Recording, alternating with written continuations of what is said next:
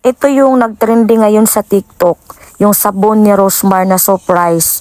So, bumili ako ng 2 piraso. Tingnan ko kung mananalo ako ng 1 million tsaka iPhone 15 Pro Max. Wow, sana all. Mao man ni akong nakita sa TikTok na upload ko na yung iPhone 15 Pro Max.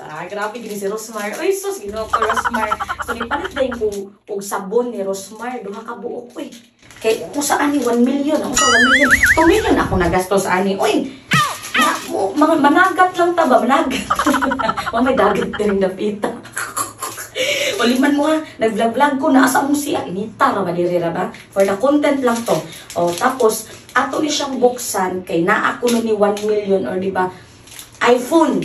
Malay mo, magka-iPhone tayo. Sige, try natin buksan. Excited ko ba?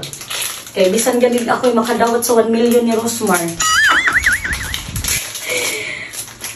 Uy, kahumot day ani niya. Eh nga naman itong naa sa TikTok kay naaman ito'y full ang ani orange o white. Murag iba man niya akong naano. Kumao man ni siya.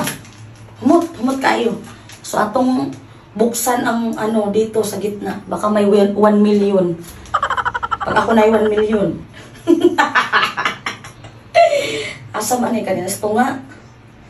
Hala! Puya di mo itag-kwarta.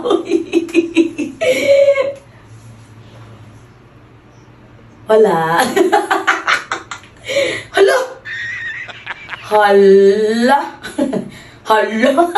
Why 1 million? Walay 1 million. Why swerte tarong adlaw. Utang na to diyan. Hiwa na nito sabon. Tapos kaniya. Hinod. Hamuta no? Hamut yung sabon ni Rosmar eh. Tapos hiwa. Wala lagi. Wala. Ay, kapuya ni buhata. Ay, di man tako 1 million. Wala, lugi na 2 million. Grabe, ginatubot-bot. Ayan guys, wala siya yung million. So, may nakikita kasi ako dito sa TikTok ba nga, nakakuha sila, iPhone man siguro to, or basta may nakuha silang parang papel dito, tas may nakalagay iPhone 15 Pro Max. Sa akin, wala man, kahit ano, kahit Inmax, wala. It's 0.